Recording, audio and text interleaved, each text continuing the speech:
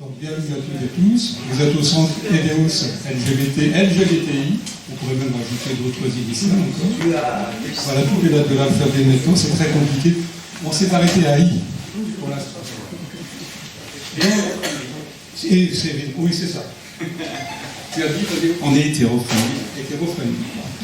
Pour vous présenter un peu ADEOS et pourquoi la bande dessinée, en fait, on était invité par Jean-Paul Jelquin, qui va arriver dans un petit moment, il est dans le coin, qui est en fait l'éditeur de la revue LGBT BD, qui est donc présentée là, à ma gauche, et on était invité sur le stand LGBT BD, ADEOS. Et on arrivait avec nos fly ADEOS, qui n'était pas très cohérent avec la bande dessinée, donc avec, je ne sais pas si je peux te le nommer, c'est... Un adhérent d'ADEOS, nommé Pascal. Voilà, avec un adhérent d'ADEOS nommé Pascal. Donc on a décidé d'être cohérent et d'éditer la revue Cahier BD des diversités. Donc, il y a 4 numéros, et c'est grâce à Jean-Paul Jelquin qui vient d'arriver là, qui évidemment est un grand professionnel de l'édition, qui nous a aidé donc finalement à réaliser cette revue. Il y a 4 numéros, la Covid évidemment nous a empêché de faire la 5e. On essaiera de faire ça en voyant si tout est rentré dans l'ordre à un moment donné. Le centre est ouvert depuis 2017. Voilà, pour ceux qui nous connaissent un peu, comme je vois des habitués comme Franck et tout ça, toi aussi. Donc 2017, on a fait beaucoup d'événements. On a participé le plus possible aux événements culturels angoumoisins, puisque en fait notre politique, dans ce centre, c'était de pouvoir être en cohérence avec les événements et se dire que l'art et les images étaient un véhicule magnifique pour le militantisme. Voilà. Donc je vais passer la parole rapidement à Novice Marie Saracol, qui est là pour faire l'animation de la soirée. Voilà. Bonsoir. Donc les sœurs de la perpétuelle indulgence du courant déchaîné sont ravites et émutes de participer à ce programme du Off de Ouf. Alors il y a un plateau, il y a une caméra, super, je vais pouvoir faire ma speaking, j'adore. Donc ce soir au programme, en deuxième partie de soirée, pour ceux qui s'intéressent, on pourra discuter des questions existentielles du genre Albatar est-il le fils de Albator et de la reine Vega, dans notre programme de fin de nuit, confession intime. Voilà. Pour l'instant, nous ouvrons ce programme de Off de Ouf avec la conférence Super-héros et super-héroïnes LGBT dans la BD. J'ai le plaisir d'accueillir, nous avons le plaisir ici à ADEOS d'accueillir David Alphen et Jean-Paul Jelquin, qui sont des habitués de nos conférences, qui sont des habitués et des fervents participants de nos conférences.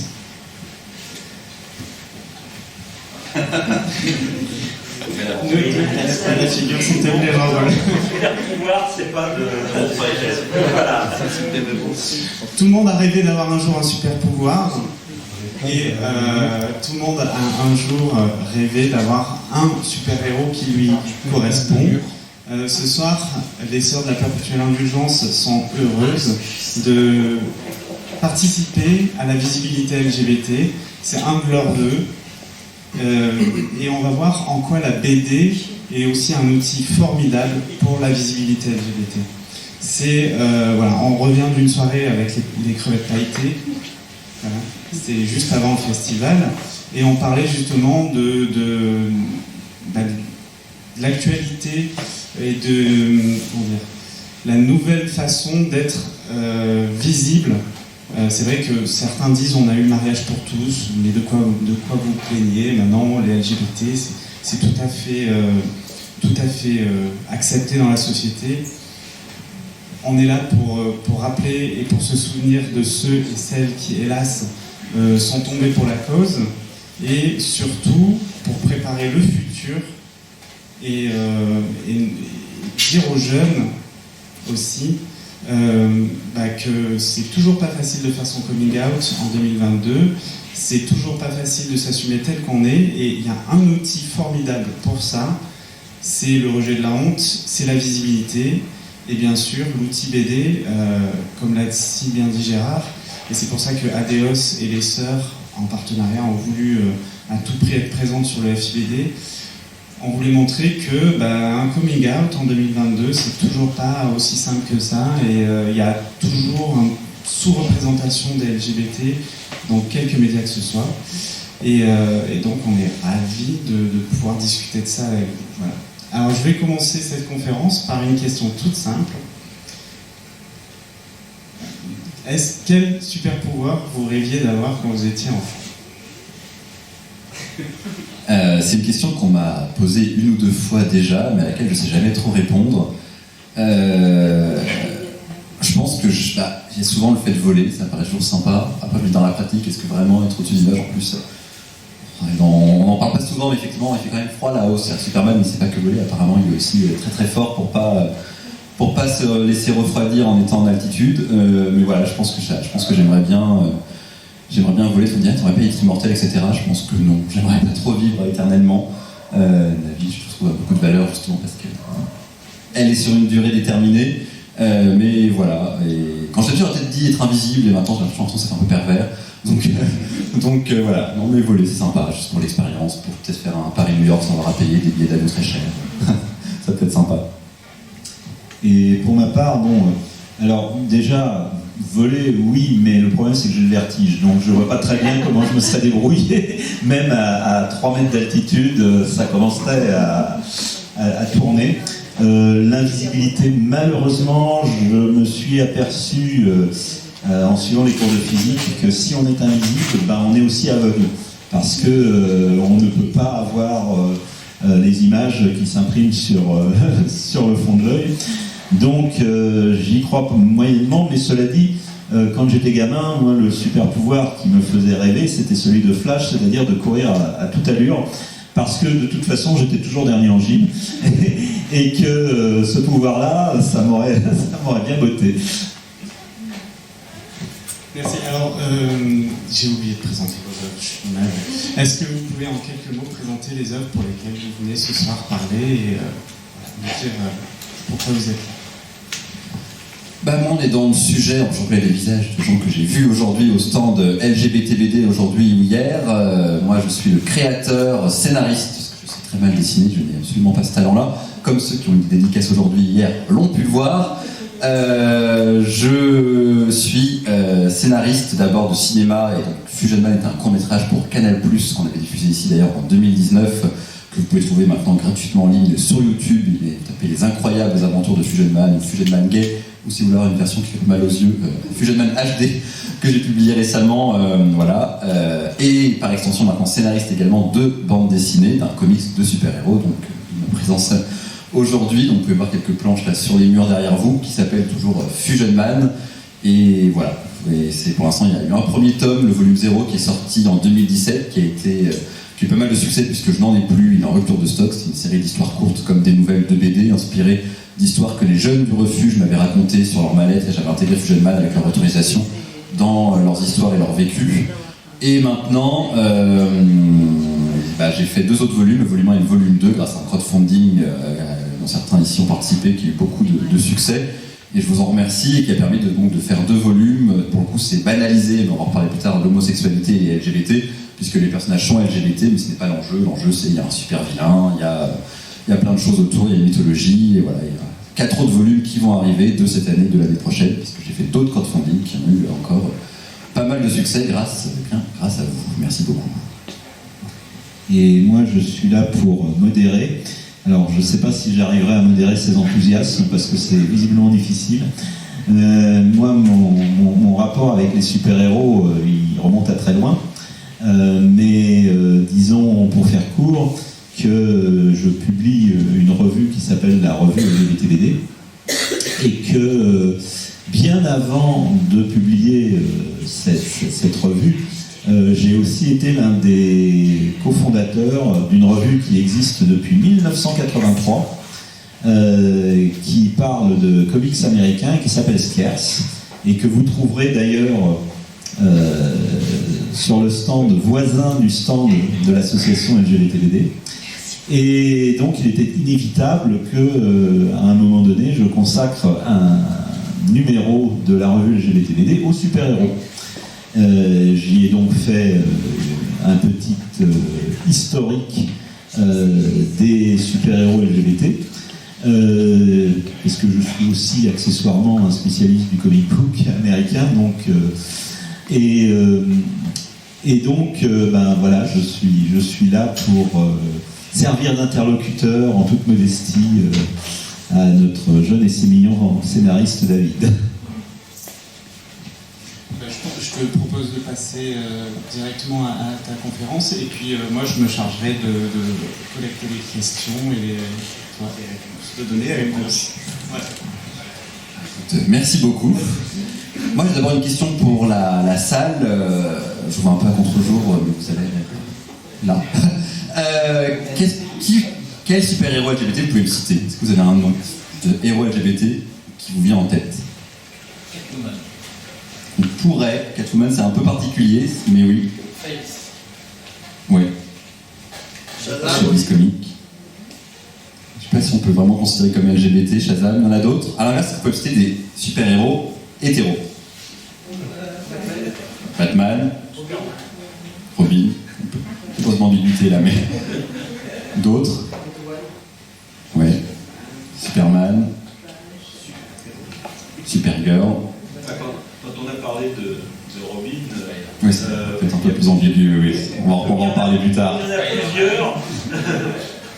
Mais effectivement, normalement, quand on demande effectivement des super-héros hétéros, on en trouve une liste. Spider-Man, effectivement, Iron Man, tout ce qui est sorti Marvel depuis maintenant 10 ans, 15 ans au cinéma, Captain America, et on a une panoplie absolument incroyable de centaines et centaines et centaines de super-héros hétéros. Et les super-héros gays, c'était plus compliqué. Ça a commencé vraiment, vraiment récemment. Il y avait certaines choses dans l'underground, parallèles, beaucoup, hein, aussi dans l'érotisme et voir la pornographie, mais au niveau du mainstream et du super-héros grand public sur lequel on va surtout se concentrer ce soir, parce que sinon on pourrait en faire des heures, parce qu'il y a beaucoup de choses à dire. C'est arrivé relativement tardivement, un peu trop tardivement, dans un mouvement à peu près général dans les années 90, où aussi bien la télévision que un peu le cinéma, mais c'est encore compliqué le cinéma, que la bande dessinée a commencé à démocratiser la question LGBT, qui en réalité se limitait même pas aux LGBT, se limitait aux hommes gays et vaguement aux lesbiennes. Mais la question du prisme LGBT plus large est vraiment une question beaucoup plus récente, en dehors des milieux engagés et du milieu queer, et aussi bien artistique et autres. Mais voilà, et surtout, ce qui est important, on va commencer par la fin, c'est que, on va dire que les choses se terminent bien avant de commencer mal, parce que en mois d'octobre, il y avait le Coming Out Day.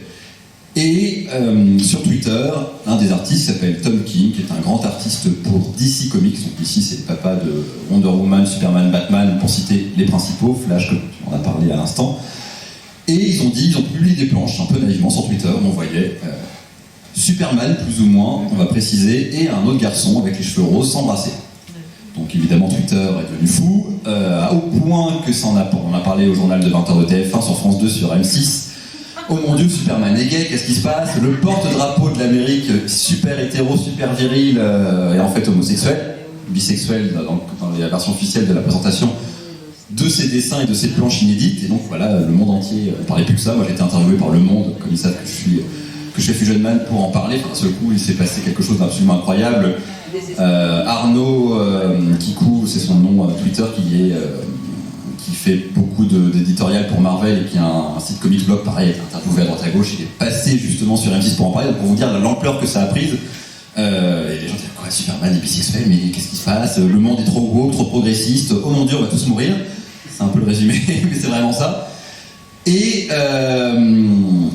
précision, en fait, c'est pour ça que c'est beaucoup plus fort, c'est que Superman, lui, est toujours hétérosexuel. Rassurez-vous, mesdames et messieurs, votre enfance n'a pas été violée comme vous l'attendiez, mais c'est son fils, parce qu'au bout d'un moment, ils ont fait évoluer, DC Comics a fait évoluer Superman, comme vous le savez, il est très amoureux de Lois Lane, la journaliste, et ils ont eu un enfant ensemble. Alors, les comics, c'est toujours un peu mystique, hein, le déroulé des comics, pour vous la faire courte. Il y avait un premier Superman qui a disparu, et il y avait un deuxième Superman qui est apparu dans l'univers de la continuité de Superman, qui était un peu un Superman dépressif. Il a quitté Lois Lane, sa Lois Lane est plus ou moins morte, il est sorti avec Wonder Woman dans une relation un peu compliquée. Il a fini par arrêter d'avoir son costume, il avait une barbe, les cheveux rasés, un vieux t-shirt avec un insulte à capuche. Et dans un espèce d'arc narratif un petit peu climatique, avec une apocalypse, il se sacrifie pour sauver le monde et il meurt. Donc un certain Superman qui a existé pendant une trentaine d'années dans les comics est mort, et donc on s'est retrouvé sans Superman. Vous imaginez bien que DC Comics, c'est assez évident, on peut pas se retrouver sans Superman quand même, mais ça rapporte du pognon.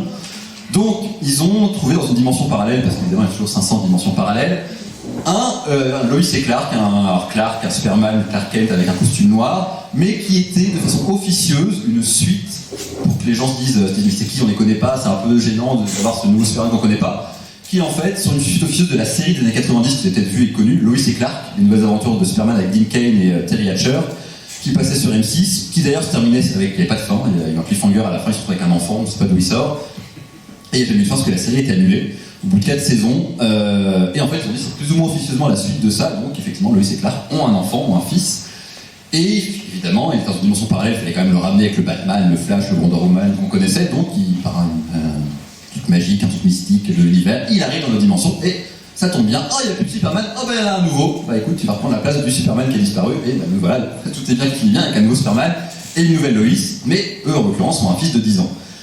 Et ça a commencé en 2015, ils ont commencé à faire ça, ça a très très bien pris, ils étaient assez surpris parce que Superman papa et Lois maman, quand on vise normalement un public d'ados, on se dit bah oui mais est-ce que les ados vont s'identifier à un Superman papa, c'est pas évident, ils l'ont fait avec Spider-Man qui était adulte, était professeur, était marié avec Mary Jane et ils se sont sentis que ça marchait moins bien, c'est en fait pas tout à fait vrai, et ils ont tout annulé, passons, pour repartir sur un Spider-Man plus jeune et un peu plus dynamique, aussi bien dans les films d'ailleurs que dans les comics, et donc ils sont lancés là-dedans, et le personnage donc, de John Kent, qui porte le nom du père d'ailleurs de Superman, Jonathan Kent, a très très bien marché.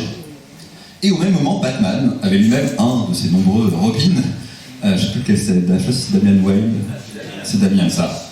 Son fils, qui devient aussi Robin, qui n'est pas un des deux autres Robins, puisqu'il y a aussi Tim... Trois, ça, ils sont trois. Dis-moi les noms, rappelle-moi les noms. Alors le premier c'est Dick Grayson, qui maintenant a l'identité de Nightwing. Le deuxième, c'est Jason Todd, qui à un moment donné est mort, et puis qui à un moment donné a plus été mort, et qui maintenant travaille sous l'identité de Red Hood. Et puis le troisième, c'est Tim Drake, donc, qui maintenant porte le nom de Red Robin, je crois. Et donc, Damian Wayne, qui est le fils de Batman, et vu que le truc a bien pris, ils se sont dit, bon, bah, on va quand même continuer à viser un public jeune, et on va être adulte avec Superman et Lois qui sont parents, et donc, ils ont tous les deux 10 ans, ils vont devenir amis, et donc en fait, Jonathan Kent, John Kent découvre des pouvoirs un peu comme son papa, et il les teste avec Damian Wayne, et ils deviennent tous les deux des super-héros, mais qui tâtent un peu le terrain, dans un titre qui s'appelle Super Sons, les super-fils, et qui a très très très bien marché, qui a duré 2-3 ans, qui est un peu plus naïf et qui est assez bien écrit, où en fait voilà, il y a deux gamins de 10 ans apprennent à être des super-héros dans l'ombre de leurs parents, de Batman et de Lois et Clark. Et moi j'ai lu en fait avec beaucoup de passion, parce que j'ai trouvé que c'était une très jolie façon de renouveler le genre, et alors Superman papa et Lois maman, c'était assez chouette. Je me suis dit, à un moment donné, ce jeune garçon va grandir, et j'ai passé mon temps, en plus moi qui suis donc spécialiste par un peu des super-héros LGBT, j'ai arrêté de tweeter les auteurs en disant mais ce serait quand même bien qu'un des deux soit peut-être gay, parce que bon, en avoir deux, enfin de nous, un nouveau Superman, un nouveau Robin, on en a vu tellement, à un moment donné peut-être renouveler, et puis surtout ce serait intéressant en plus qu'ils soient gays mais qu'ils soient pas ensemble, justement soit pas un couple, mais qu'on puisse montrer une amitié entre un jeune homme hétéro et un jeune homme gay, que c'est possible, et qu'il n'y a pas à être sentir menacé, à être bizarre, avec une ambiguïté étrange. Donc j'ai pas passé mon temps à tweeter, alors je sais pas que c'est grâce à moi, mais quand j'ai vu cette annonce il y a quelques mois, j'étais là, alléluia, peut-être qu'un de mes tweets a été entendu quelque part. Et je me suis dit, c'est génial, et en fait, donc, l'auteur de cette décision, en fait, ce qui se passe, encore une fois, c'est le comics, c'est passionnant, c'est du soap opéra, comme les feux de l'amour ou Grey's Anatomy. Le gamin de 10 ans, donc le fils de Superman, disparaît dans une dimension parallèle avec son grand-père, son vrai grand-père extraterrestre de Krypton, et il revient quelques mois plus tard, sauf que dans la dimension parallèle, manque de bol, le temps passe plus vite, donc quand il revient, il n'a plus 10 ans, mais il a 17 ans. Alors que Damian Wayne, pour le coup, le fils de Batman, il a toujours 10-11 ans. Et donc en revenant, ça permet d'avoir un grand ado, donc de pouvoir aborder éventuellement sa sexualité, parce qu'évidemment, il revient à 17 ans, bah, là d'un seul coup, on se sent un peu obligé de parler de sa vie romantique et du sexuel, autant que puisse le faire le comics.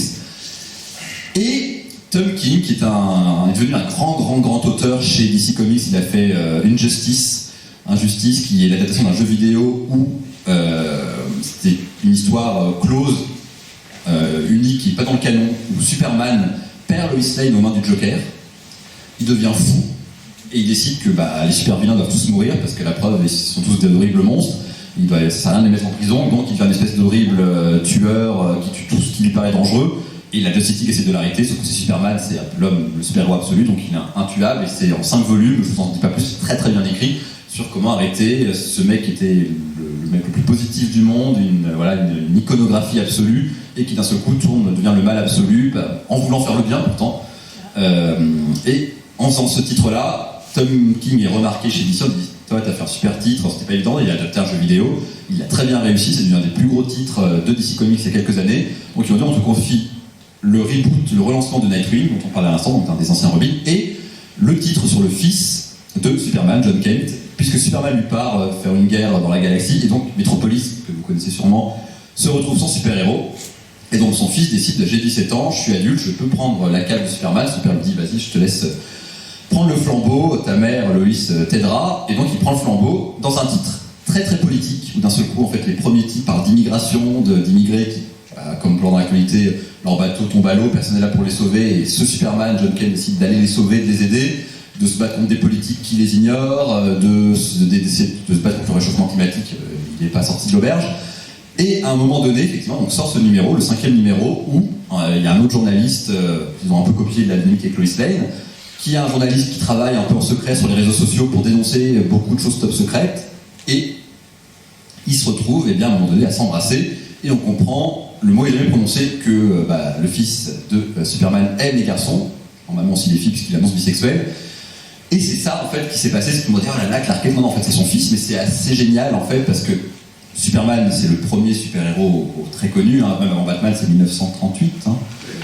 1938, donc vous imaginez, c'est quasiment un siècle que Superman existe, que l'iconographie de Superman est importante, en sachant qu'à la base, c'était l'immigré ultime, il a été créé par 2 créateurs juifs qui voulaient parler de qu'est-ce qu'on peut faire comme immigré absolu. C'est un extraterrestre.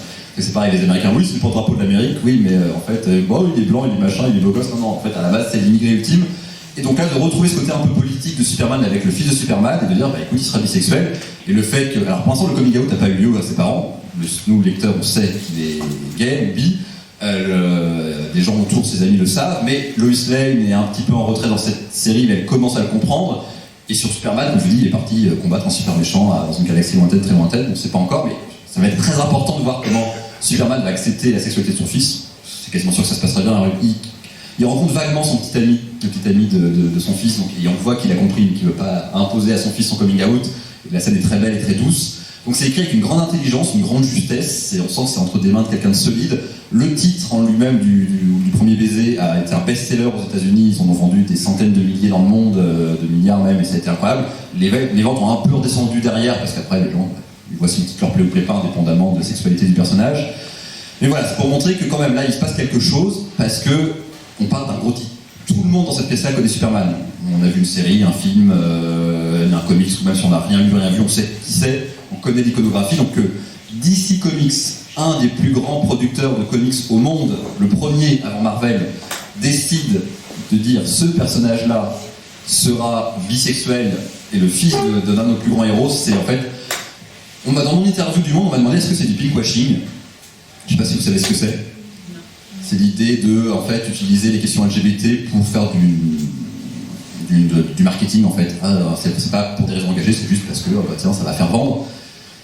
Et moi j'ai dit, peu importe en fait, c'est DC Comics, bien sûr qu'ils veulent faire de l'argent. Peu importe ce qu'ils font comme titre, à un moment donné, c'est une industrie, bien sûr qu'ils veulent faire de l'argent. Mais justement, en fait, oui, ce numéro-là fait de l'argent, mais les autres numéros derrière en font beaucoup moins. Parce que justement, déjà, les gamins qui eux-mêmes sont LGBT n'ont pas envie d'avoir traîné sur un bout de table. Le Superman gay, les parents, c'est le Superman. Tout le monde en a parlé, donc maintenant tout le monde sait. Ça peut même faire baisser les ventes du Superman principal, qui est justement l'iconographie virile, hétérosexuelle, et que les gens disent voilà, j'ai pu acheter Superman parce que maintenant, d'accord, je suis homo. Donc en fait, c'est très très très courageux pour eux, parce que ça reste quand même un très gros engagement. En plus, là, ils font des crossovers de ce personnage-là avec d'autres personnages, avec Batman, avec Robin, ils se croisent, il n'est pas du tout isolé. Donc il est vraiment introduit dans l'univers DC Comics. Donc vraiment, moi j'en ai lu là, ils en sortent un par mois, je les lis en anglais, ils en sont au numéro 10 quasiment, et c'est vraiment très bien écrit. En France, on l'a pas encore vu arriver. J'espère que Urban Comics, qui d'ailleurs n'est pas là malheureusement au salon, j'aurais bien aimé les voir pour poser la question, le publiera, qu'ils auront le courage de le faire. Mais voilà, donc c'est pour vous dire l'ampleur que ça a pris, mais parce qu'en fait c'est pas du tout anodin. Et si c'est pas anodin, c'est parce qu'en fait on va revenir rapidement sur l'historique, qu'on pourrait faire un long cours fleuve, on va pas le faire, sur le pourquoi du comment. Là, ici vous avez Alters, on va y revenir, c'est une tentative de super-héros transgenre qui a été un peu un échec malheureusement, pour des bonnes et des mauvaises raisons. Là vous reconnaissez Poison Ivy, qui est la méchante de Batman, vous savez, qui peut maîtriser les fleuves, des choses comme ça. Là elle embrasse la femme d'un des 4 fantastiques, qui pour le coup est hétéro, mais bon, il faut bien explorer sa sexualité. Poison Ivy et la femme d'un des 4 fantastiques. C'est la femme de Red Richards. Oui, mais attends, Poison Ivy c'est DC et Susan Storm c'est Marvel. Oui, ça, c'est en fait un dessin fait par un fan en fait, c'est pour ça. Et là, d'ailleurs, là justement, vous avez un mélange, d'ailleurs, encore une fois, hein, puisque là c'est DC, puisque là vous avez Marvel, North Star qui est très important, on va y revenir. Un couple important chez DC, Midnighter et Apollo, et ici de nouveau chez Marvel, Iceberg ou Iceman, selon les versions et les langues. Voilà. Donc le début des hostilités, bonnes comme mauvaises, c'est là. Je pense que Jean-Paul reconnaît plein de choses qu'il a lues, ou même peut-être traduit. Donc, alors, on va commencer par les choses qui fâchent. C'est plus simple. C'est pour ça que j'ai commencé par le happy end, en fait. Je me suis dit, je commence par les trucs sympas, qu'on se dise qu'on regarde ça dans un coin de la tête. Ces 2 bouts de planche, là, qu'on aperçoit ici, pour ceux, voilà.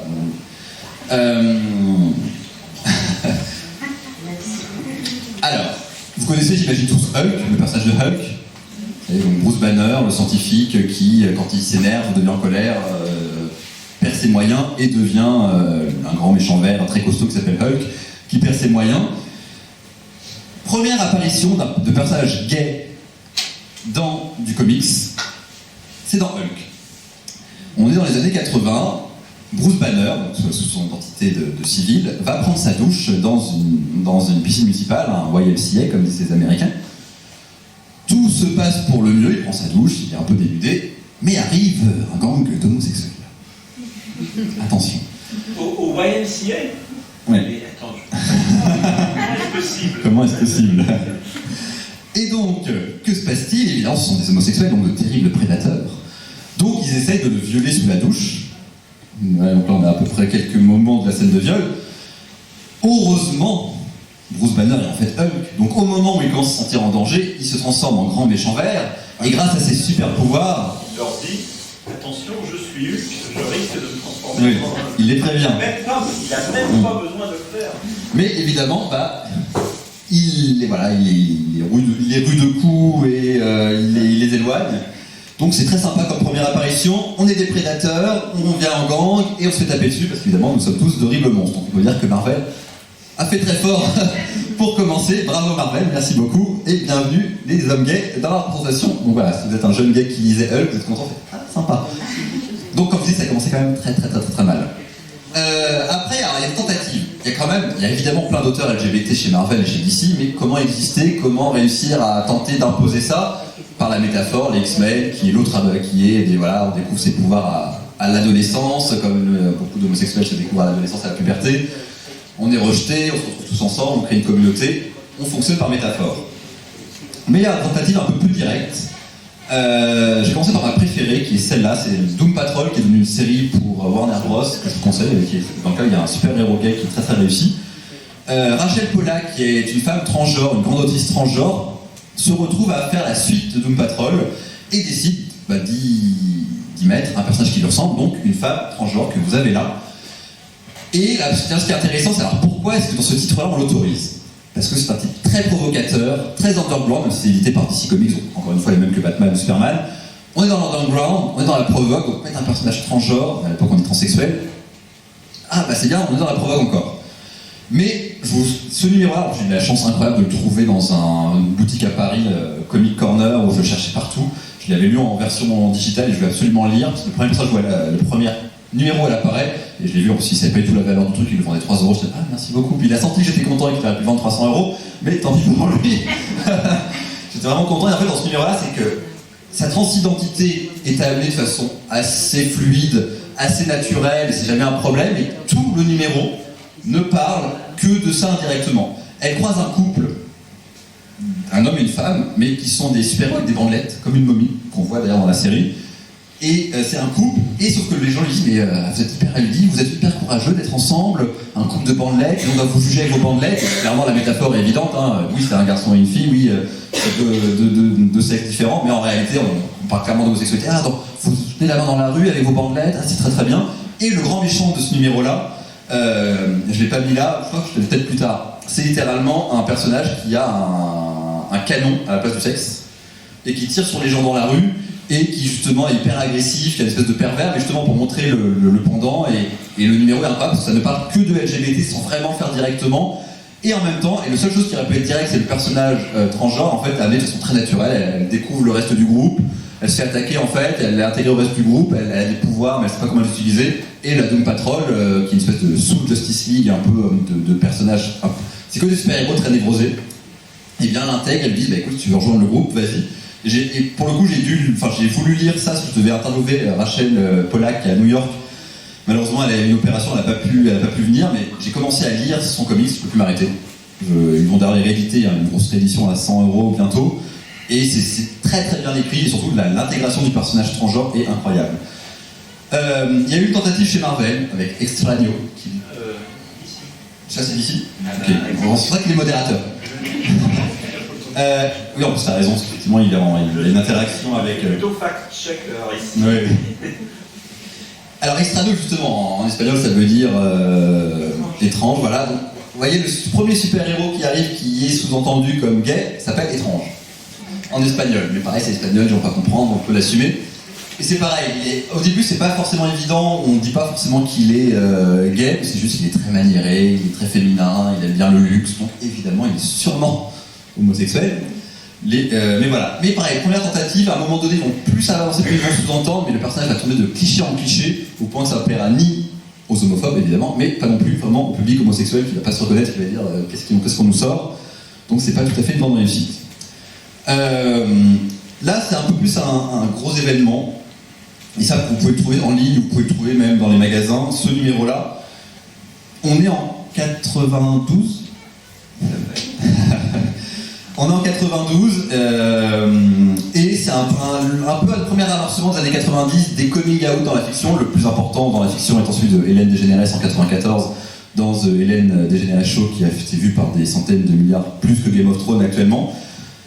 Et en fait, le personnage se bat contre un super vilain qui veut, si je me rappelle bien, ce que j'ai lu il y a longtemps, sauver son fils qui a le VIH. Oui, enfin. C'est un peu tordu, oui. Toujours c'est tiré par les cheveux, oui. C'est-à-dire que, en fait, Northstar, donc. Le super-héros gay qui n'a jamais dit officiellement qu'il était gay, a sauvé dans une poubelle un bébé séropositif qui avait été abandonné, on ne saura jamais pourquoi. Et en fait, un autre super-héros canadien, parce que ça se passe au Canada, Northstar fait partie d'une équipe canadienne qui s'appelle en français la Division Alpha, en anglais Alpha Flight. Donc un autre super-héros canadien, mais un super-héros plus ancien, qui date des années 40, Major Maple Leaf, est très, très colère parce que en fait, son propre fils, lui, est mort du sida. Et que on n'en a pas parlé, comme on n'a pas parlé de beaucoup de victimes, etc. etc. Et donc s'ensuit une super bagarre, comme toujours. Et donc le super vilain, entre guillemets, le papa, qui se sent incompris, qui dit au super-héros, mais tu comprends pas ce que je suis en train de faire en fait, parce que tu peux pas comprendre ce que c'est que cet enfant qui est séropositif, tu peux pas comprendre ce que c'est qu'être dans la marge. Et donc évidemment, le super-héros qui lui est gay, mais là c'était à peine sous-entendu, pour se faire comprendre, hurle en plein combat, je suis gay, I am gay, comme voilà, et il lâche ça comme ça, on dit pour dire en fait je comprends très bien ce que tu peux ressentir, et donc évidemment les lecteurs sont restés un peu genre, parce que quelques lectorats gays avaient compris les sous-entendus, avaient compris ce qui était derrière, mais évidemment pour le lectorat hétérosexuel, tous les indices on les voit pas. Donc là, c'était un peu genre, ah tiens, je me suis identifié avec lui depuis 50 numéros, et en fait, il est gay. Merde. Tant mieux pour nous. Et là, c'est le début d'un changement, mais pareil, c'est un grand événement. On en a parlé à l'époque aussi au journal de TF1. Il y a des archives qu'on peut trouver et aux États-Unis dans les médias, mais un peu comme Hélène DeGeneres pour la télévision, ça a fait le buzz, ça a été une révolution, et derrière, la série Hélène, elle avait été arrêtée, les acteurs n'ont pas trouvé de travail derrière, et pareil, là, le titre a commencé un peu moins à fonctionner, c'était plus compliqué, et le personnage a disparu pendant très trop longtemps. On va parler d'autre chose, pareil, qui fâche un peu avant de passer, ce qui, je le dis, ça pourrait durer des heures, mais ce qui est important, c'est ceci. Donc souvent on dit en rigolant, Batman et Robin, c'est un peu, voilà, ils habitent sous le même toit, ils sont ces deux garçons, il y a une vraie ambiguïté, le côté décollant, il y a eu la série des années 70-80 que tout le monde connaît, le Batman, qui a un petit peu assumé le côté kitsch et queer. Ça c'est un montage évidemment fait de la série de Bruce Timm, les Batman qui passaient sur France 3 en France, qui existait pendant 4 saisons. Mais ça par contre c'est un vrai panel, une vraie case d'un comics de l'époque, qui nous a mis dans le caca, pour dire ça poliment. Pourquoi ? Donc vous avez Bruce Wayne qui est dans le même lit que Dick Grayson, donc le premier Robin. En soi, cette scène n'a pas d'ambiguïté. Le gamin vient de perdre ses parents. Vous avez peut-être vu dans les versions de la scène du cirque. Voilà, il se retrouve orphelin. Bruce Wayne comprend très bien ce que c'est qu'être orphelin, donc il le recueille à son tour. Il est un peu traumatisé, ils vont dormir dans le même lit. Et là, c'est la catastrophe. Un monsieur, donc que descend dans le nom, que j'aime bien occulté totalement, juste parce que je déteste ce monsieur, donc je ne peux pas retenir son nom. Le docteur Frederick Wertham, voilà. Dont le nom d'origine, parce que c'était un immigré lui aussi, était Friedrich Wertheimer. Il venait d'Allemagne et il était psychiatre avec des vues très progressistes. Il avait ouvert la première clinique à Harlem pour soigner les gens qui avaient des troubles psychologiques. Et il s'est intéressé aussi beaucoup à la délinquance juvénile. Et donc, à partir de 1948, il trouve que les comics ont une très mauvaise influence sur les gamins. Et il faut dire qu'à cette époque, on vendait non pas des milliers ou des centaines de milliers, mais des millions de comics. C'est la période de l'après-guerre, grosso modo la période qui va de 1945 jusqu'à 1954, est une période où les comics sont un média de masse qui n'est pas encore vraiment concurrencé par la télévision. Et donc, les titres qui se vendent le mieux peuvent se vendre jusqu'à 3 millions d'exemplaires par mois. Et le titre qui se vend le mieux, c'est... Non, c'est pas Batman, justement. C'est Walt Disney's Comics and Stories, avec Donald, Mickey, etc. etc. Mais cela dit, les ventes de titres comme Superman, Batman et compagnie se portent très bien aussi. Mais bon, le docteur Wertham trouve qu'en particulier les comics d'horreur, et il y avait des comics d'horreur très horribles à cette époque, sont très néfastes, et il finit par écrire un livre en 1954, qui paraît en 1954, qui s'appelle Seduction of the Innocent, en français, La corruption des innocents, où il développe sa thèse sous forme d'un pamphlet. Je l'ai lu 2 fois, ce bouquin. Ah purée, c'est pénible, mais enfin bon, parce que on sent quand même qu'il est d'assez mauvaise foi et qu'il met tout ce qu'il a à charge de son côté, mais qu'évidemment il ne va pas donner d'éventuels éléments positifs qu'il pourra avoir. Et à un moment donné, dans un chapitre, si je veux de mémoire, ça doit être I want to be a sex maniac. Je veux devenir sex maniac, maniaque sexuel, sous-entendu quand je serai grand. Il parle de la mauvaise influence de personnages comme Superman, Batman, Wonder Woman, et il dit que le mode de vie de Batman et Robin, qui vivent ensemble, qui doivent se défendre, etc., c'était un peu le mode de vie rêvé, disons, d'un homosexuel. À une époque où, je vous le rappelle, on est dans les années 50, c'était pas du tout neutre d'y dire ça, et où l'homosexualité était sévèrement réprimée, pouvait vous valoir toutes sortes d'ennuis. Et donc, à partir de ce moment-là, les personnages se sont traînés, on va dire, une réputation qui est presque devenue une plaisanterie, un running gag, parce que dans les années 60, il y a eu une série télé avec Batman.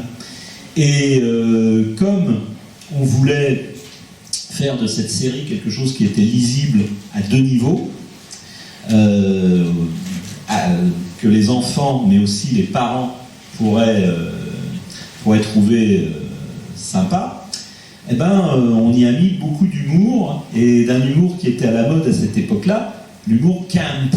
Et l'humour camp, c'est une forme d'humour qui était très prisée des homosexuels. Donc, renforcement de l'idée que entre Batman et Robin, surtout que dans la série de 66, ils étaient joués par clairement deux adultes, quoi. Je veux dire, Robin était, il n'avait pas 12 ans et demi, quoi. Il avait plutôt 14, 16, quelque chose comme ça. Donc, en fait, bon, ben, c'était de grandes folles, quoi. Bon, donc, je te repasse la parole.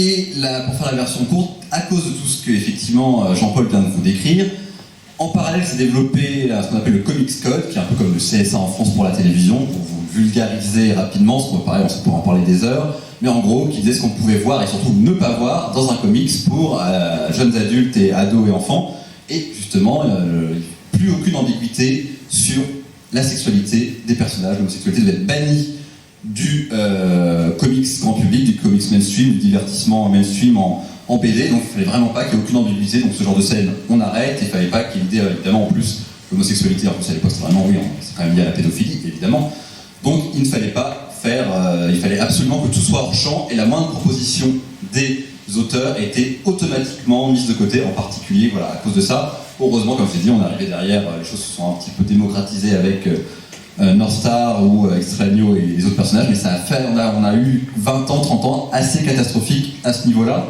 Et pour faire un bond, donc, il y a une traversée du désert un peu compliquée, des envies des auteurs LGBT d'avoir des héros LGBT, encore une fois principalement des héros gays et lesbiens, surtout gays, un peu lesbiens, parce qu'on ne parlait pas encore de tout le prisme LGBT, mais les choses se sont améliorées. Alors d'abord, comme je disais en intro, là j'ai fait une censure sympa avec le titre, mais il y avait il s'est développé beaucoup en parallèle dans la BD underground de la BD de super-héros pornographique.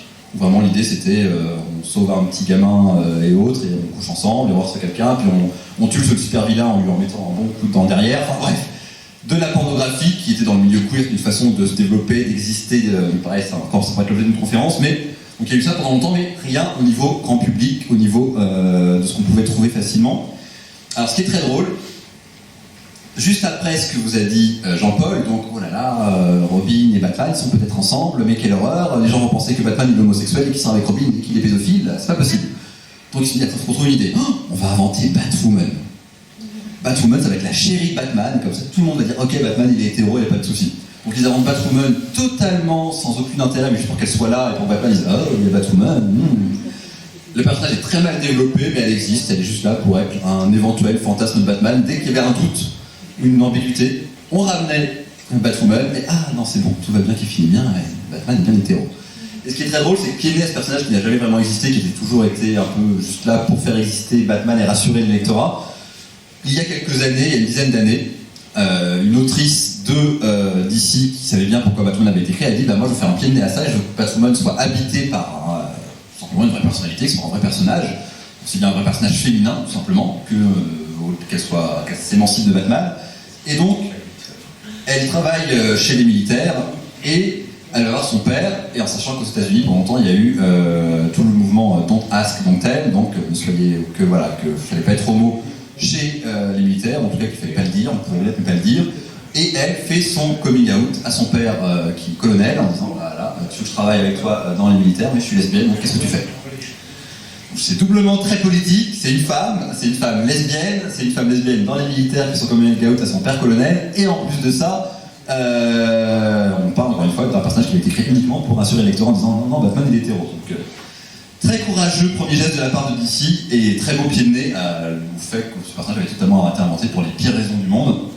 Et le personnage l'est encore, et il y a même une série, une des rares séries grand public pour adolescents qui passe sur la chaîne CW aux États-Unis, en France, je sais pas si on l'a diffusé en France d'ailleurs, je crois que c'est sur Salto, peut-être sur Netflix. La série Batwoman existe, c'est une série très grand public. Ils sont dans la 3e saison. Voilà, ils en sont à la 3e saison, et effectivement, le personnage principal, Batwoman, est lesbienne, c'est totalement assumé. Elle a des histoires d'amour, comme dans les autres séries, et c'est vraiment chouette. Et alors, le twist qui a un petit peu bousculé les grands fans de comics, vous connaissez peut-être les X-Men, donc des mutants qui ont des super pouvoirs tous très différents, et Iceberg, qui est un des X-Men originaux, qui est là depuis le début de la saga quasiment, qui peut se changer en glace, maîtriser la glace, et qui en plus dans la BD est un tombeur, passe son temps à faire des remarques un peu graveleuses aux demoiselles, qui a été marié, qui était vraiment dans le « Hey, salut toi » dès qu'il voit une femme, il était vraiment un peu insistant, c'était pas forcément ce personnage le plus positif au vu, on va dire d'une vue féministe, voire humaniste, post-MeToo et Balance ton porc. Il était un peu relou, et en plus, ce qui est intéressant, c'est qu'en plus c'est avant Balance ton porc, Tatu du nez. Le personnage, alors pareil, on va parler comics, donc c'est pas évident. Vous avez donc Iceberg, qui a une 25-30 ans, qui est le héros qu'on connaît donc depuis les années 50, il vieillit doucement dans les comics, qui est hétéro, a été marié, sort avec des femmes, fait de la niveau graveleux, drague les femmes de façon un peu insistante.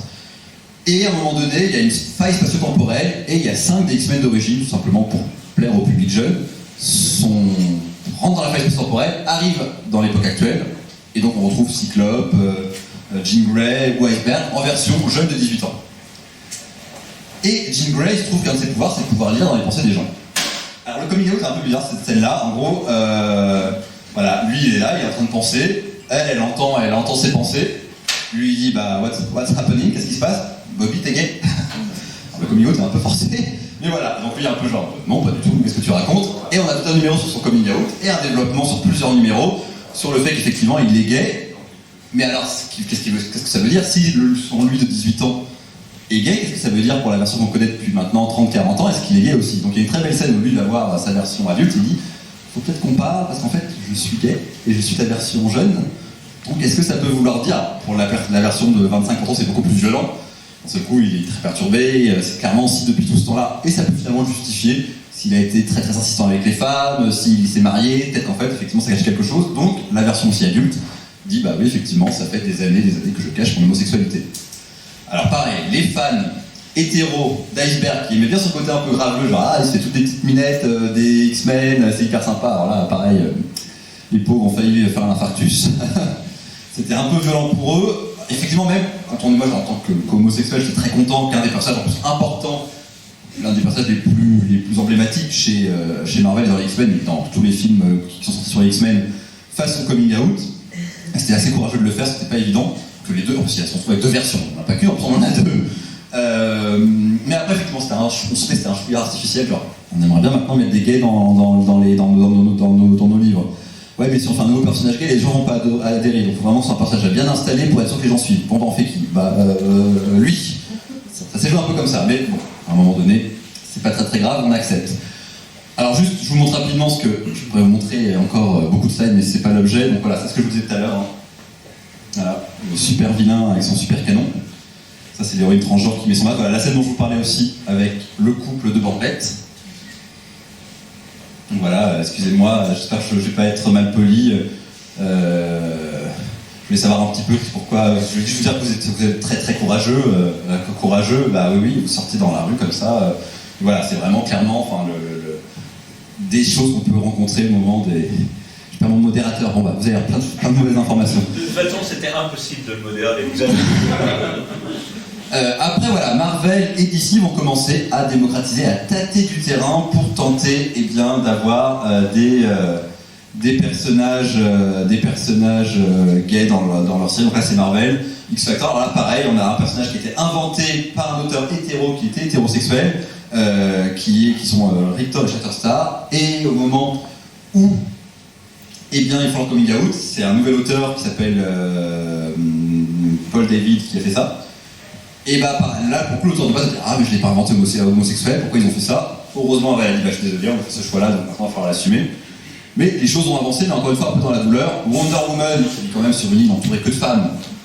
Elle vient d'une île vraiment où l'idée c'est que c'est des Amazones, il n'y a que des femmes, on se dit à un moment donné, elles ne font pas que coudre Et voilà, on finit par assumer sa bisexualité. Oui, elle sort avec Superman, mais voilà, à un moment donné, en fait, elle est plus que même bisexuelle, c'est une forme de pansexualité, d'ouverture à l'autre, et c'est des déesses, elles sont au-delà de la sexualité. Donc, pareil, il commence un petit peu à assumer ça. Elle rencontre Batwoman, donc, qui également est lesbienne. Donc voilà, on commence un petit peu à développer des personnages de plus en plus queer, et en plus chez des personnages très importants. Wonder Woman, pareil, alors, elle n'a pas le succès et elle n'est pas aussi renommée que Superman, mais quand même c'est le personnage féminin que tout le monde cite quand on dit cite-moi une super-héroïne, pas Wonder Woman. Donc le fait qu'elle soit devenue entre guillemets, sexuellement ouverte et fluide, c'est également très très important. Donc voilà, c'est ce que je vous disais tout à l'heure. Voilà le moment où elle va voir. Donc ça c'est Batwoman en civil qui va voir son père en disant bah voilà. Je suis gay, parce qu'en anglais, voilà, gay, c'est lesbien, je l'utilise pour les femmes également. Et voilà, alors qu'à la base, elle avait été inventée purement pour dire hey, nouvelle arrivante, Batwoman. Donc voilà, donc les X-Men commencent en plus, pour le coup, la métaphore d'X-Men, ça a toujours été la différence, encore plus les LGBT. Donc là, ça finit par se développer. Donc là, c'est ce dont je vous parlais à l'instant. Donc là, c'est Jean Grey et le jeune Bobby, donc la version jeune, qui vont voir la version adulte et qui lui disent bah, si je suis gay, c'est que t'es gay aussi. Vous voyez qu'il le prend. C'est un peu plus compliqué pour lui. Dans le dessin, on le sent. Voilà. Mais ils ont développé énormément d'autres personnages. Il y a même une drag queen X-Men qui s'appelle Shade. Donc voilà, ils ont commencé à développer pas mal de personnages. Parce qu'effectivement, les X-Men, c'est un groupe très très très large et que, bah, à un moment donné, oui, encore une fois, si on parle de l'idée que entre 5, 10, 15% de la population est LGBT, bah, dans les X-Men, ils sont 200, évidemment, qu'il faut un équivalent. Après, il y a aussi la question de la bisexualité qui est un vrai problème dans la fiction. C'est que souvent on dit les représentations bisexuelles, et ça a été vraiment le cas pendant longtemps, c'est souvent pour ne pas assumer qu'un personnage est gay. L'auteur dit j'aimerais bien qu'il soit gay. Ouais, mais on sait pas trop, ça marche pas. Bon, bah, il va être bi. Comme ça, si par hasard on voit que le public le prend mal, ah bah c'est bien, il pourra ressortir avec la personne, pourra ressortir quelqu'un de sexe opposé, c'est plus simple, et on dira pas qu'il est revenu hétéro, on dira oui, mais il est bi, donc il faut bien qu'il sorte avec des gens du sexe opposé. Donc il y a eu pas mal de développement comme ça, il y a eu Constantine, il y a eu, pareil, quelque chose d'un peu provoqué, d'un peu sombre, Deadpool, qui joue là-dessus, sur une forme de pansexualité. Mais voilà, mais ça a été un peu compliqué. Maintenant, encore une fois, ça a avancé. Donc Constantine, maintenant, assume beaucoup plus sa bisexualité avec des hommes. Dans les comics, surtout dans une série télé que je vous conseille, si vous aimez bien des super-héros un peu fun, qui s'appelle Legends of Tomorrow, qui pour le coup, à son casting, au début, il y avait eu un personnage gay, puis après un personnage lesbien, et maintenant ils sont tous queer. C'est incroyable parce qu'ils en sont à 8 saisons, et ça passe pareil, c'est sur Netflix, aux États-Unis, ça passe sur une grande chaîne, et il y a 15 épisodes par saison, et c'est assez incroyable parce que vraiment il y a une panoplie de personnages gays et LGBT assez très assumés, très mis en avant, et c'est ça qu'on veut, très banalisé. Parce qu'à un moment donné, dire que les personnages sont LGBT, avoir l'étiquette, c'est bien, mais qu'est-ce que ça veut dire être LGBT? Et que ce soit au cinéma, dans les séries télé ou dans les comics, ça veut dire être capable de montrer des gestes d'affection, se tenir la main, avoir un geste de tendresse, s'embrasser. Et voilà, et ça arrivait pendant très longtemps, surtout dans la télévision, mais aussi dans le comics, c'était oui, lui, on vous promet, hein, il est gay, hein, ou elle est lesbienne. Hein. Et en fait, oui, il était gay et lesbienne, ou lesbien, ouais, mais rien ne le montrait. C'était très facile de le dire, puisqu'il n'y avait absolument aucun geste d'affection avec aucun autre personnage qui pouvait le sous-entendre. Alors, la problématique transgenre dans les comics est la même, pareil, encore une fois, que dans le reste de la fiction, et elle est très compliquée. Parce que la transidentité et les personnes transgenres sont encore des personnes très opprimées. Donc les questions de représentation sont très importantes, il y en a très peu, donc quand il y en a, les personnes concernées, ce qui est normal, c'est pareil pour les questions gays et lesbiennes, sont très exigeantes. Donc il y a eu Doom Patrol, encore une fois, pourquoi c'est bien écrit Doom Patrol dans les années 80-90 parce qu'encore une fois, Rachel Pollack est elle-même une femme transgenre, elle sait de quoi elle parle, donc elle l'a fait avec goût, finesse, et tout simplement avec sa propre vulnérabilité. Mais il y a d'autres tentatives, par exemple là, Alters, avec le personnage de Chalice, et là il y a eu 2 numéros, et ça a été terrible parce que aucun des auteurs, ni la dessinatrice Leila Lies, ni le scénariste ne sont transgenres. Ils se sont documentés, mais pas suffisamment. Donc il y a plein de très belles choses, et c'est très bien que ça existe. Mais il y a beaucoup de maladresse. Déjà, il y a beaucoup d'ambiguïté, comme c'est le cas au niveau du grand public, entre les questions de transidentité et les questions de travestissement, qui sont pas les mêmes. Une drag queen, le grand public a des fois du mal à faire la différence. Et ce qui fait que, en fait, le problème, c'est qu'avant de commencer sa transition, elle, de consultation, en fait, elle a commencé jamais vraiment. Mais moi, je fais une faute, parce que justement, ils assument beaucoup trop le côté, c'est un garçon qui devient une femme, sans vraiment lui expliquer qu'en fait, bah, c'est une femme c'est une femme de tout le monde, et surtout, elle se travestit en fait, et qu'elle est vraiment dans le travestissement plus que dans l'idée de la transition, et qu'on peut éventuellement commencer par le travestissement et expliquer ce que c'est, et puis après évoluer, mais dans aucun des deux numéros, c'est développé, elle reste, en fait en gros, quand elle est dans son corps quand elle est en civil, elle est en garçon, et quand elle est super-héroïne, elle a sa perruque et elle devient une femme. En fait, le fait d'être super-héroïne permet de s'assumer en tant que femme. Mais on est dans une espèce de quelque chose d'un petit peu ambigu, qui est très maladroit, qui s'exprime mal, qui est mal renseigné, et ce qui fait que même s'il y a de très belles choses, et moi j'ai beaucoup aimé la lecture, mais une grande partie du lectorat, surtout transgenre, a dit c'est pas possible, là il y a trop d'erreurs, trop de maladresse, je m'y reconnais pas, et vous avez fait trop de bêtises. Là, Kim et Kim, c'est un titre indépendant également américain, avec un couple lesbien, dont une femme cisgenre et une femme transgenre. C'est mieux écrit en termes de représentation. Après, je trouve ça pas très bien écrit en termes d'histoire, hein, malheureusement, c'est une autre question, mais au moins ça existe. Mais pareil, dans le très grand public, dans justement Superman, Batman, Spider-Man, chez DC ou Marvel, pour l'instant la question ne se pose pas du tout. Il y a eu un miracle, parce que Greg Berlanti, qui est créateur des séries télé DC Comics, qui a un succès fou, il a fait The Flash, Green Arrow, Batwoman dont on parlait à l'instant, Legend of Tomorrow, et lui-même gay, donc il a dit à la chaîne, vu que je vous rapporte beaucoup d'argent, à ce moment-là vous acceptez que moi je fasse ce que je veux en termes de représentation, de diversité, même en termes de couleur de peau, religion et autres. Donc dans Supergirl, déjà la sœur de Supergirl est lesbienne, ce qui n'était pas le cas dans le comics, ils l'ont fait dans la série, et dans la saison 4 arrive, ou fin de saison 3, arrive une nouvelle stagiaire, là où Kara travaille, un peu l'équivalent de Daily Planet pour Superman. Et voilà, c'est une jeune femme, on découvre en cours de série que c'est une femme transgenre et qu'elle a des super pouvoirs. Et donc on a la première super-héroïne transgenre et qui est jouée par une comédienne transgenre, donc qui elle-même est très au courant, donc qui peut guider les scénaristes dans la façon de le présenter. Et pareil, ça a été révolutionnaire et surtout ce qui est bien, c'est que ce qui s'est passé dans la série télé a tellement plu, a été tellement accepté positivement par le public que maintenant le personnage est récupéré pour être mis dans les comics.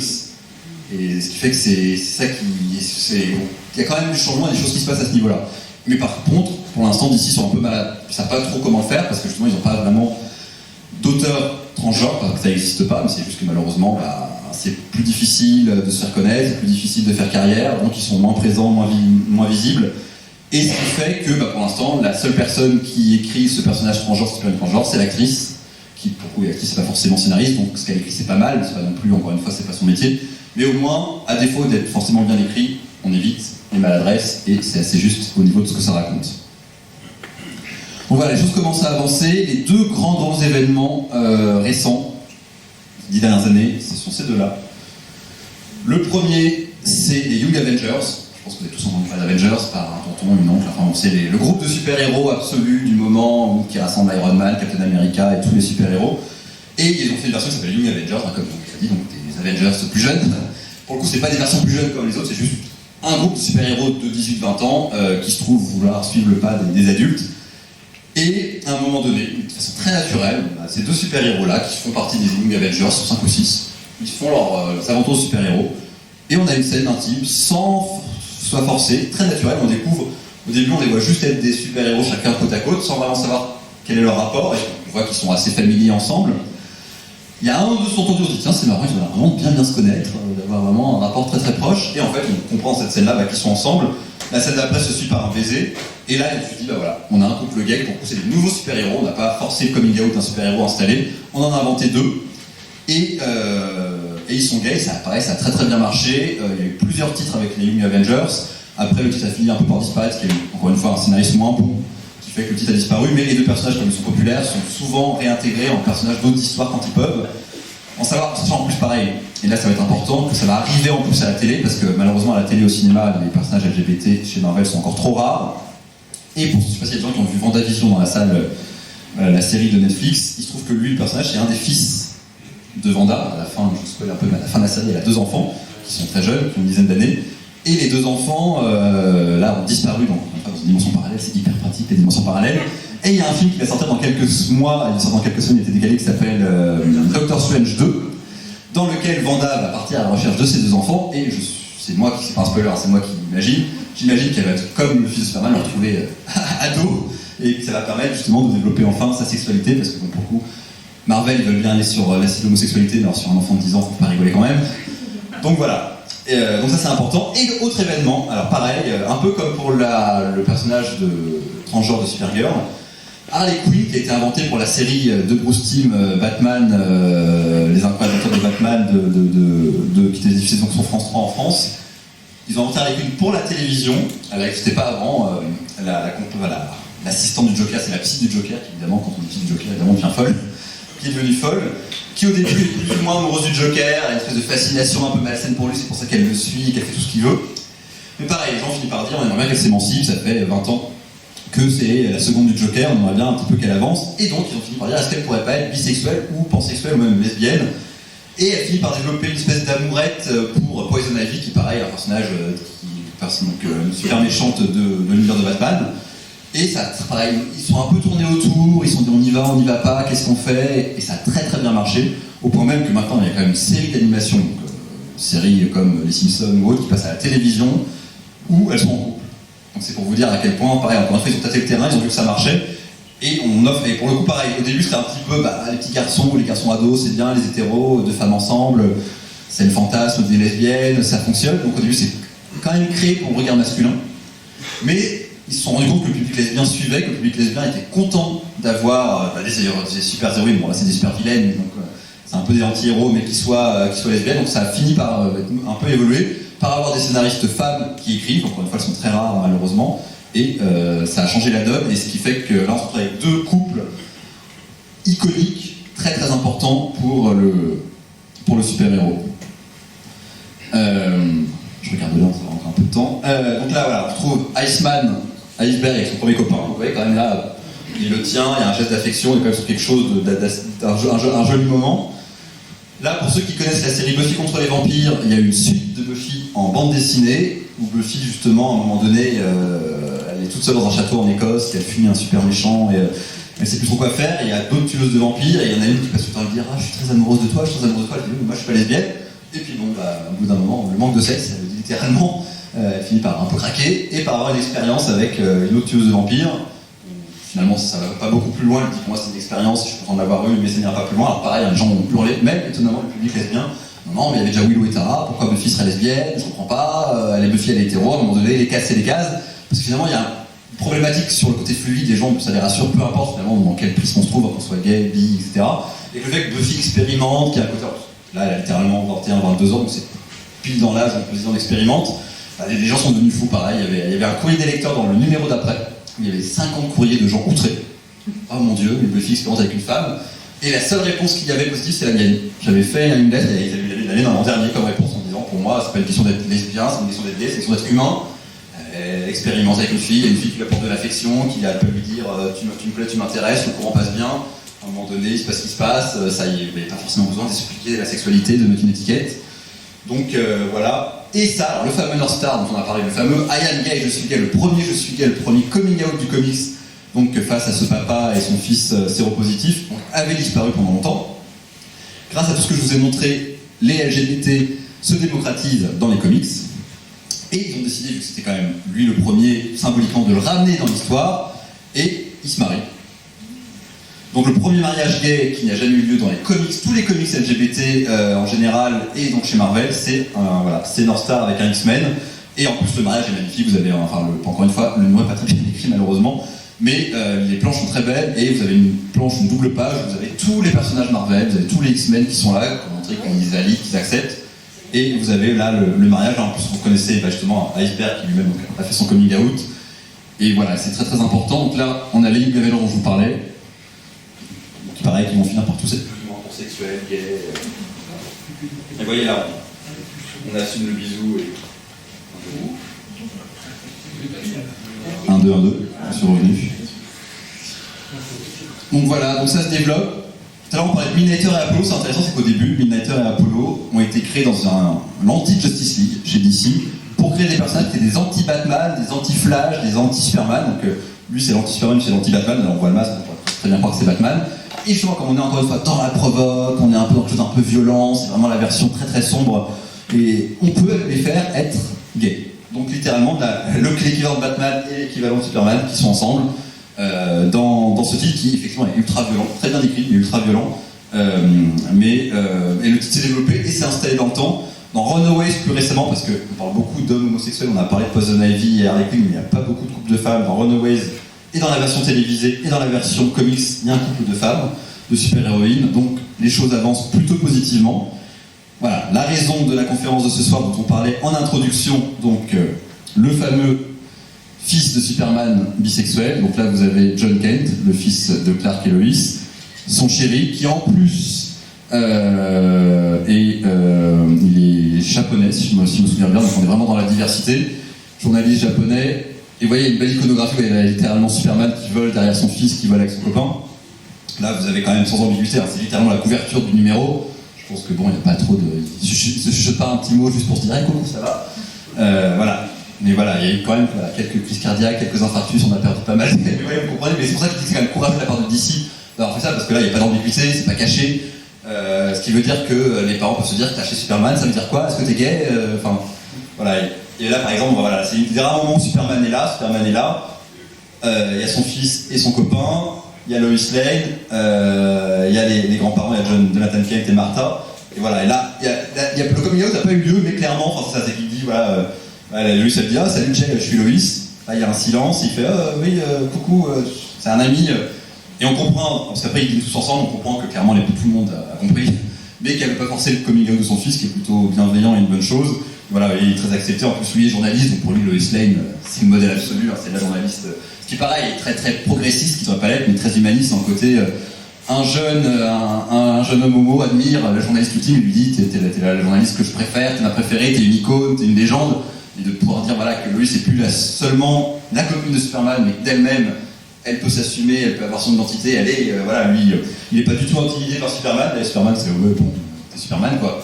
Par contre, ouais, Lois Lane, pour lui, c'est la légende, et c'est là qu'on voit que les choses ont avancé à tous les niveaux, même indépendamment des questions LGBT ou des questions féministes, que les auteurs ont enfin imprégné, ou même des enjeux, surtout qui les portent, et qui peuvent surtout les porter.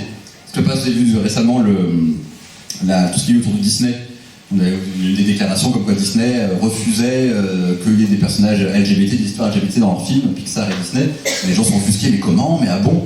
Et moi je suis un peu tombé des nues, je fais, à aucun moment, enfin un jour j'ai vu vraiment des conversations sur internet, des gens qui disaient, mais je comprends pas, Disney me déçoit, mais franchement. Et j'étais là, mais vous comprenez bien que si depuis 100 ans que Disney existe, il n'y a aucun personnage LGBT dans leurs dessins animés, leurs films d'animation et autres, vous imaginez bien que encore plus, c'est un cliché, mais il y a beaucoup d'artistes LGBT, donc vous imaginez bien que, bien sûr qu'à un moment donné, des artistes sont venus leur proposer des histoires et que c'était refusé. Si vous n'avez pas d'histoire LGBT au cinéma ou dans leur série télé, c'est pas parce que les artistes LGBT n'existent pas ou qu'ils n'ont pas l'idée. Évidemment qu'ils l'ont représenté, et puis pour moi c'est une évidence que oui, bien sûr que les producteurs refusent que ça existe. Donc pour moi, voilà, DC ose faire ça, c'est très très courageux. J'ai presque envie de vous dire, le jour où ça sort en France, en espérant que ça sorte en France, juste pour le geste, achetez-le pour dire oui, il y a des clientèles, oui, ça existe. Au pire, en plus, vous pouvez l'offrir aux petits cousins, on veut, on dit ouais, regarde. En plus, c'est vraiment bien écrit, c'est vraiment chouette. Rapidement, avant de prendre vos questions, il y a d'autres genres et d'autres choses. Ça, c'est ce qui se fait, d'ailleurs, ce que vous pouvez trouver très bien sur le festival d'ailleurs, ce qui se fait un peu ailleurs. Donc le yaoi, le Boys on Boys Love, c'est en général des garçons très androgynes dans le manga, dans l'animé japonais, qui s'aiment et à destination du public féminin. Il y a une vraie, un peu comme finalement les hommes hétéros aiment bien voir des filles lesbiennes ensemble, ils ont développé ça pendant très longtemps et c'est relativement bien écrit, il y a de tout. Mais le genre, les rayons peuvent être très très grands selon ce que les établissements acceptent et assument, mais dans certaines FNAC, vous avez des rayons